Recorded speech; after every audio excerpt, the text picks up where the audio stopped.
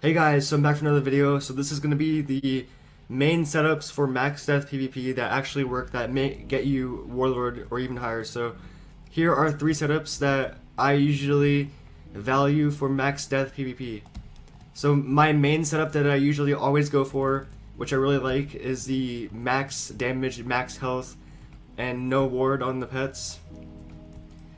And usually this will get you up to Warlord and even up to 1100 rank, but up over 1100 rank you usually fight ices and fires. So here's another setup that works for you, and this will get you higher than 1100 rank. So this is one setup that many people use.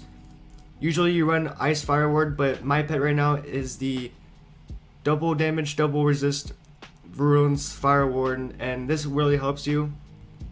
If you struggle with ices, I would recommend this setup then for ice and fire ward.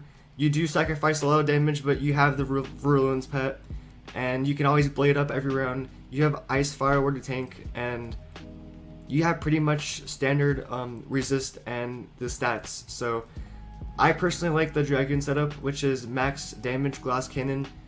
You max out at 1200 rank though. If you want to go higher than 1200, like 1400, this is the best setup because the only people you fight at the higher levels is ice and fire.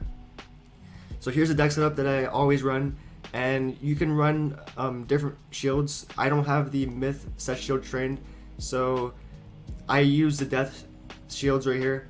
So you could shorten it to pull your blades faster, or you can make it bigger with more shields. Here's a side deck. You can add more stuff.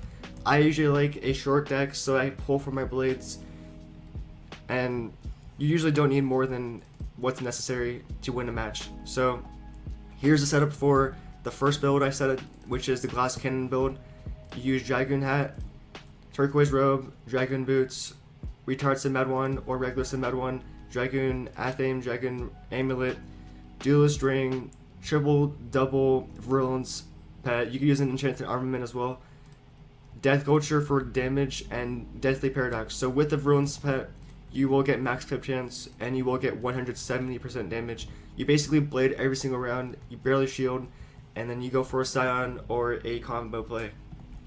Here's a setup for a good setup for damage and ward for 8.7k build.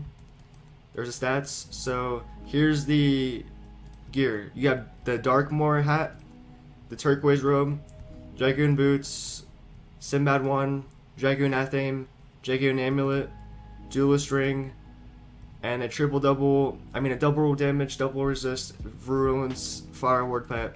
Virulence is super good on death because no one runs infallible, no one runs a death ward. So you can just go and strike if you want to go through the pierce.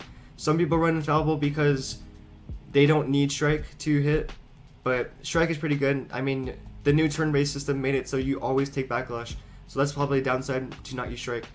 There's Death Culture and the Paradox deck. And for the last build, which is like kind of my favorite because you can be higher than 1500 rank with this. Usually all you fight above 1300 is Fire and Ice, so Fire, Ice, Ward, Virulence is really good. So Croc hat, turquoise robe, Dragoon boots, Sinbad 1, Dragoon athame, Dragoon amulet, duelist ring, double damage, so death dealer and death giver, double ward proof virulence pet is really good. Rock mount and Deathly Paradox deck. So basically you absorb damage to Scion, and for ice and fire they're pretty broken, so you need the ward.